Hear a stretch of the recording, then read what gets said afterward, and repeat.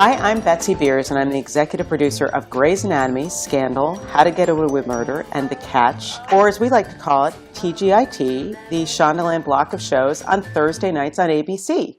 And I'm so happy to be joining you guys again. I've missed you over the past week that I wasn't blabbing in your ear over strange podcast vessels.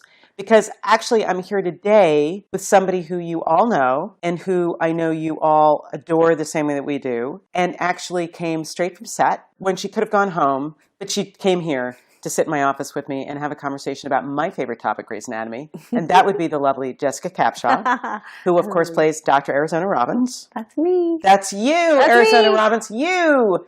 Thank you so much for coming. Thank you so much for me. doing this. That was the first thing I knew about my character was my name. I was just about to actually bring that up. I remember First thing I knew. was like Arizona Robbins. And I mean, imagine if you're waiting. I mean, I was waiting with bated breath because you know how much I wanted to be on the show. We wanted you on the show. And I mean, I remember calling my agent, Rick, and being like, did you talk to Betsy? Did you talk to Betsy yet? Did you talk to her today? Did you talk to her? You're going to talk to her next week? And I got an email from the production office with my name, which was Arizona Robbins. I was at my sister's freshman year parents' weekend. I went with them to go see her because she was also going to the same school that I went to. We were at dinner, and I got the email on my BlackBerry. Now I'm an iPhone girl, but it was my BlackBerry back then. I had the BlackBerry then, the dear, sweet BlackBerry. I loved it with the little so buttons sweet there. Plus I could I know, and it was fast on that thing. That was so freaking fast, man. Yeah, Brick Breaker too, by the way. Brick Breaker changed my life too. I know. I still miss Brick Breaker all the a lot. hours of my life, it sucks. Looked at my BlackBerry, saw my name, rushed into the dinner that they were having. Meanwhile, I was really trying to have it be all about my sister that weekend because, you know, there's 7 kids and it just didn't need to be about me. But I pulled my mom aside, my mom and dad. I was like, okay, so my name is Arizona Robbins. And at that point, everyone was so excited that I was so excited about doing it that they were in the true parental passionate moment were like, yay! Meanwhile, I was like, oh, I mean, it's just a name. But we were super excited about it. And I guess Hammer, Mark Wilding. Yes. Because he's so often called Hammer, I always go is his name Mark Hammer or Mark Wilding? Anyways, Mark Hammer Wildling. I made him a wildling. Now he's on Game of Thrones. Which is awesome. He's so happy to be on Game of Thrones because winter's coming. And he's happy. He's going to get, yes. He said, I guess he's got 2 boys, and he said if he ever had a girl, that he and his wife tossed around the idea of naming the daughter Arizona, is the story he told me. I don't know if that's true or not, but that's what he sold me.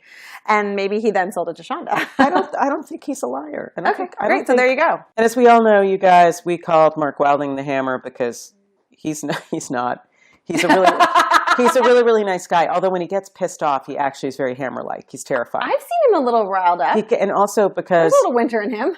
There's a little bit of winter is coming in him. Exactly. And he gets all red. Yes, he flushes all red and becomes very British Isles on your ass. You're making me miss the Hammer. See, it's like the Hammer's out there. He's around. Pete Nowak. And Pete Nowak. I know. She's pointing to this book on my coffee table in my office, which Pete Nowak wrote, you guys, before I met him. And it's the Assistant's Handbook. It's a guide to being an assistant in Hollywood. And it's hysterical. And he wrote it with another assistant. I think he gave it to me when we first started working together, and I was so impressed that he was so multifaceted. He also was a fellow graduate of Brown University. Yes, he was. Fine school. Fine school. Very fine school. Look what it produced. Yeah, there you go. Before we keep going, I want everyone to know that Jessica's looking gorgeous today in a blue sort of denim color shirt with its button down. Yeah, it is a button down. It's got a little country in it. It does. Just a tiny bit because she's got some white buttons going on there. Yeah, it is. It's produced by Gwyneth Paltrow, so a little country and a little bit of a cap sleeve. A little bit.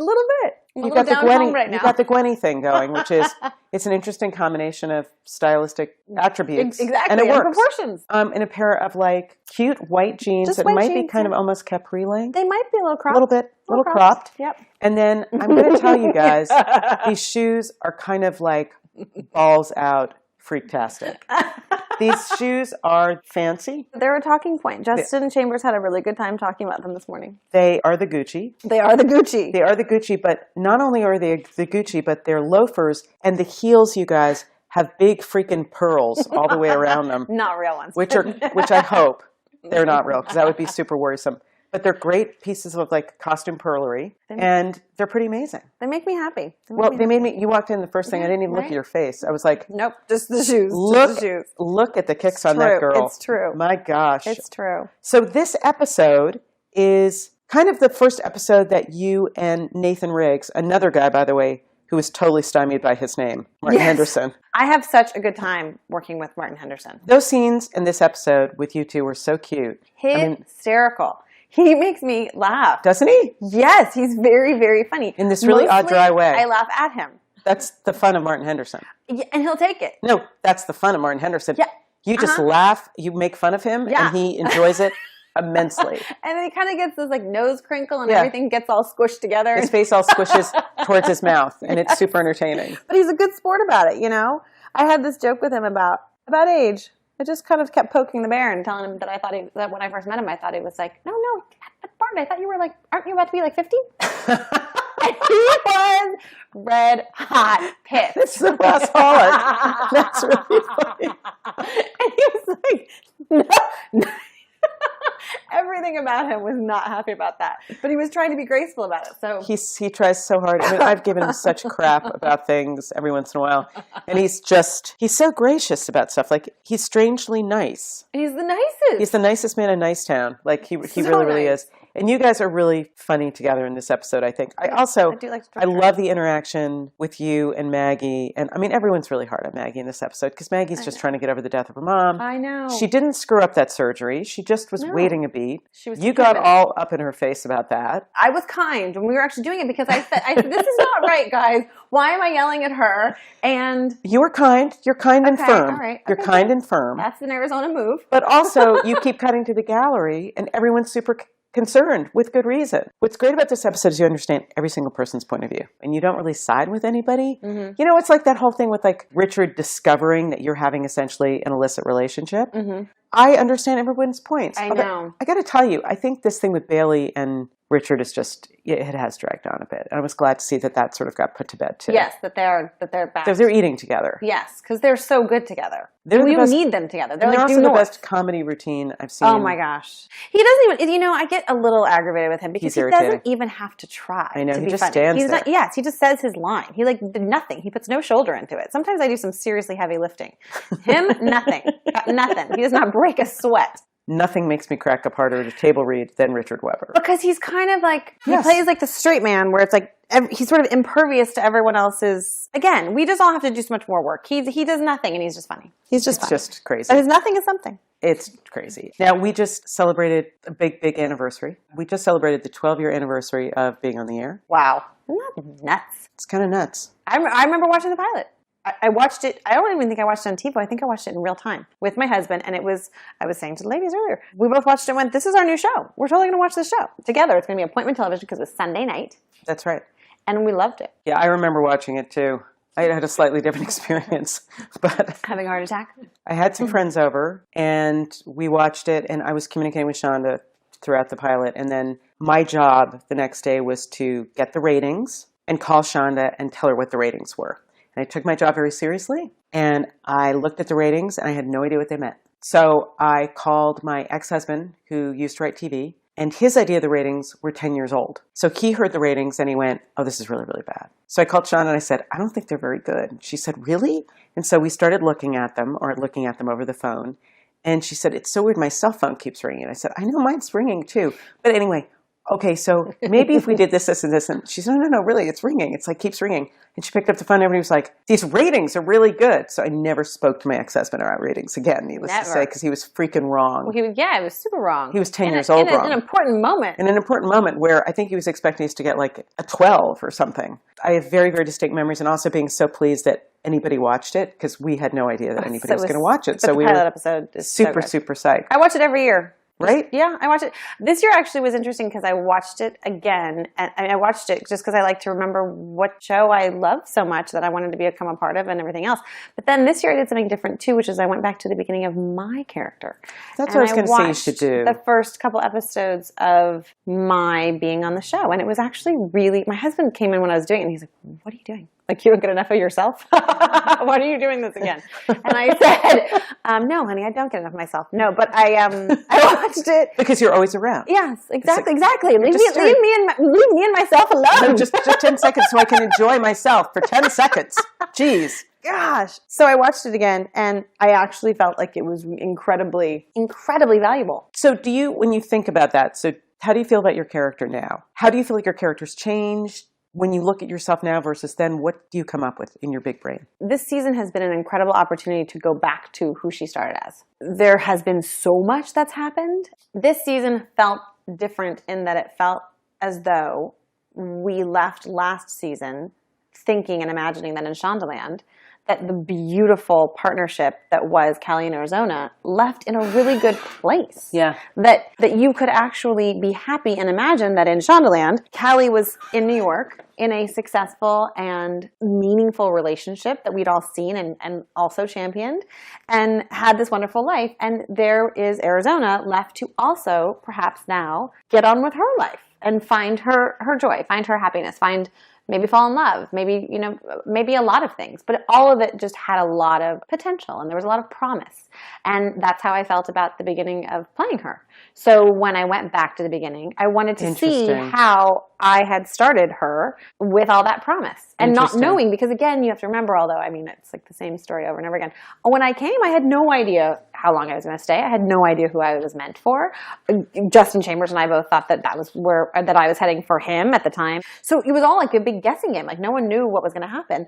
And you look back on those episodes and there's a beauty to not knowing what's going to happen and sort of being able to live in that and honor that. So it was really fun. I loved watching it. So I feel like that's informed this season for me as far as how I played it. I keep thinking I love this season because I do believe like this season was, and last season in a different way, but it's like everybody's sort of getting a reboot. And the sisters who are like living together, like Callie and Arizona had this profound relationship, but there was so much baggage. Yeah. Between like the car crash and the baby and the leg and the, resentment and the fact that all these trust issues, and it's sort of like they grew up together in a relationship and then they went off to have, as you said, with Callie, she's gone off to have hopefully a happy relationship, and Arizona gets to have fun again. Yeah. Which, God bless her in her cotton socks. She deserves some fun. Yes, I think so. Just a tiny bit. Yeah. Speaking of fun, many people have many questions for you. What are they? Oh, well, so many. Let's talk about them. Let's talk about it.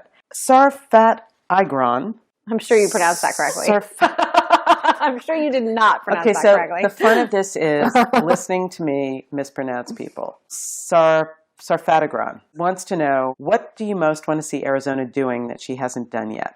I would like to see... Another episode that I went back and watched was the birthday episode where she loses Sweet Wallace. It's not fun. That's not the right word.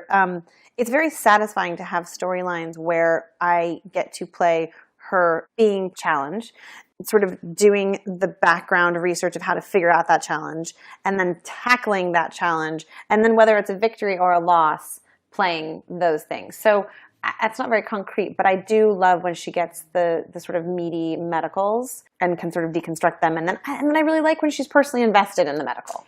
That was one of the great things, I think, about the Gina Davis guest arc. Yeah. Because that's one of my favorite things in the history of the show. The relationship between you two and that. It was really fun watching Arizona learn. Mm-hmm. And also just continually have to challenge yourself and rise to the occasion. And sometimes on this show you forget with the more experienced doctors, because everybody seems like they know what they're doing, that there are these learning curves, which I just think is really, really fun to watch. Yeah. And that's another time where I sort of felt like she totally transformed how she did her job because she was able to absorb what was around her, and you guys were just hysterically funny anyway. I know, we had so much fun. I know, and I think that actually that learning curve, you have to check with someone who really knows these things, but I think that Arizona is at present the most highly decorated / board certified I believe she surgeon might have on the show. I think she might have. She has like 75. She might have beat Addison because Yeah. Addison had I don't 5. even still actually know what department I am. Like, am I now? I think. Am I neonatal? You could kind of do anything. I could do anything. I could do it. I think rocket scientist. Because now Karev has peds, so I don't know. I float. I do a lot of stuff. I'm a floater. You're just a professional smarty pants. Floater. That's basically what you are. Yeah, that's me. So, Jacopedia. I'm not wearing my glasses. Wrong emphasis on the wrong syllable. Jacopedia at Jacopedia wants to know, if you had to play a flashback episode and explore something from Az's past, what would it be? Oh, gosh. Well, I guess if you had a time machine, wouldn't you have loved to see her in, like, high school? Oh, my God. That would be so great. Can you imagine? That would be so great. It would have to be fun. So you could play yourself. Time machine.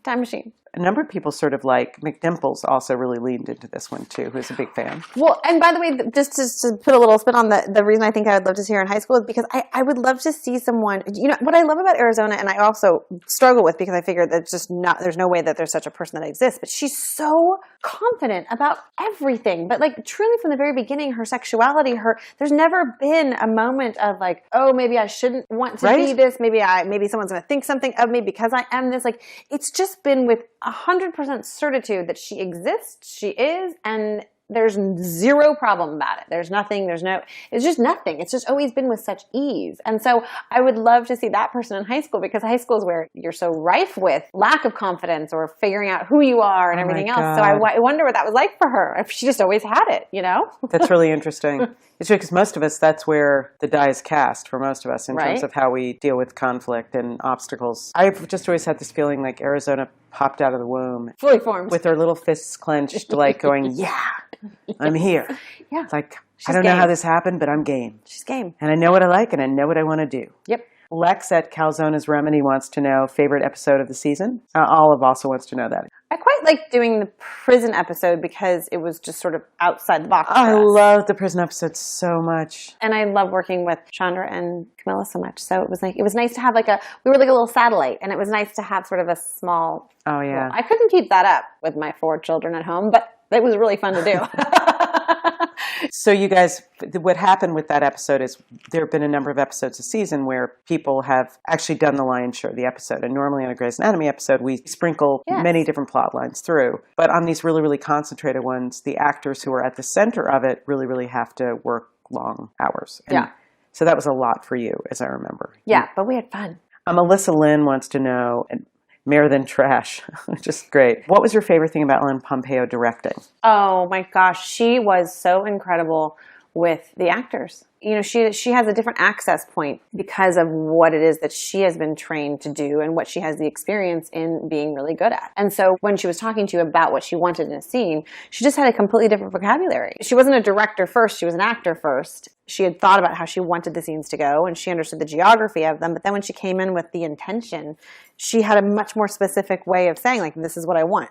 And the way she did it really, really helped you understand. And, I gotta say, I just love that girl. And when someone that you care about wants something to do well and gives you a direction, you just have a different feeling about it. There's a shorthanded, so you're like, yes, whatever you want, yes! Yeah, she directed the hell out of that thing. Oh, so fantastic. She's so funny, and she's so sort of self-deprecating about it, too. Because after I saw it, I kind of reached out, I was like, oh my God, this was amazing. And she was like, yeah, lucky, huh? Which I was like, no. You did a really good job. I know. Like, bottom line, really super talented.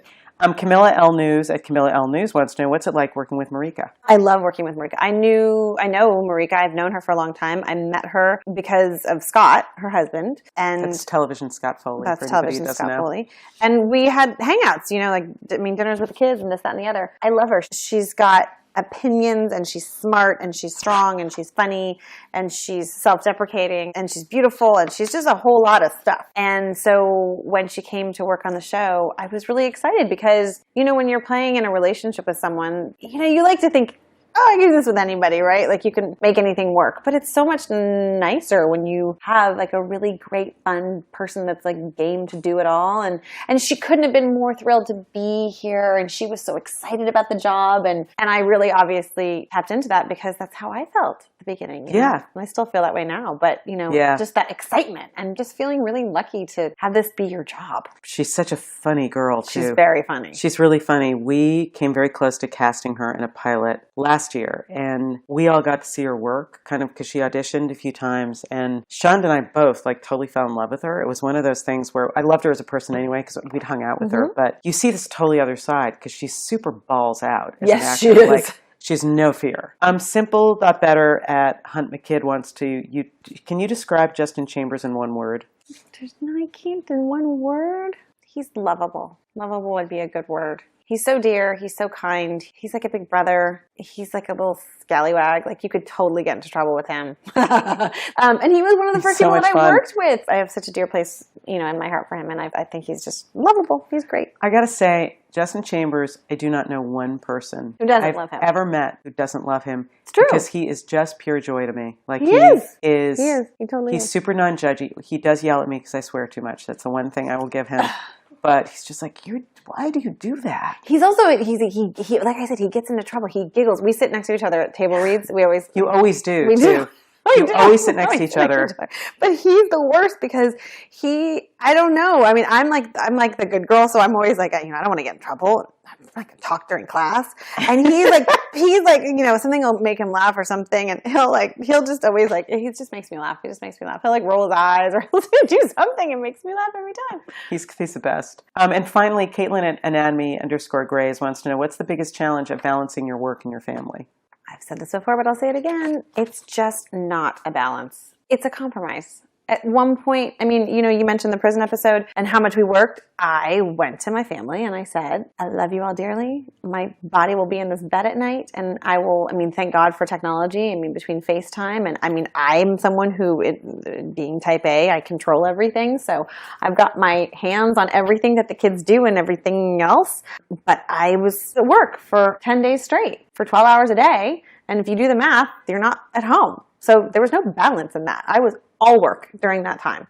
That being said, when that episode was over, and as you mentioned, we have so many other characters, there was someone else that was leading the charge in terms of the storytelling, I was all in at home. And so, again, it wasn't really a balance. I wasn't half the time at work and half the time at home. And you make that work. And then if you see something that's out of joint, whether it be at work where someone feels like they need more from you or they need less of you or something like that, then you hope and you trust that you're working with people who can come to you and say, ooh, I'm a little worried about this. And then you can have a conversation about it. Yeah. And the same thing at home. Even though the kids are young, I know them backwards and forwards. So if something's going on, I know about it. Same thing with my husband. And you just stay connected. I think it's about connectivity, and I think that it's in a worldview. I think that what I've realized a lot lately is that you have to be surrounded by people who give you the benefit of the doubt, who are on your side. And if there's an issue, they come to you first and say, I'm having an issue.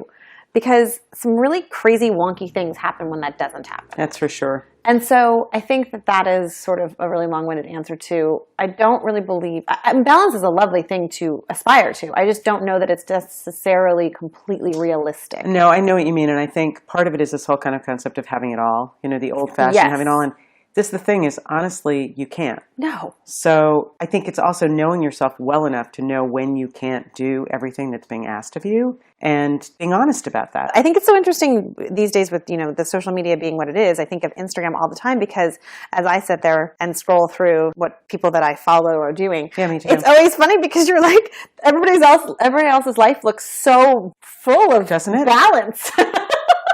And these fabulous things that everybody's doing. Do you know people bake, apparently?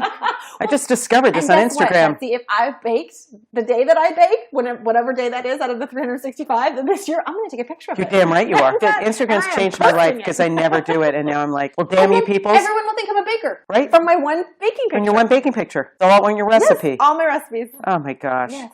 Thank you so much for coming and doing this. It's so nice to see you. Okay, so next week on Grey's Anatomy, the episode's called In the Air Tonight. It's very, very aptly named. It involves a plane, 2 of our cast members on a plane, and that's all I'm going to tell you, except you really can't miss it because some big crap goes down here. I'll tell you, I'm not on the plane.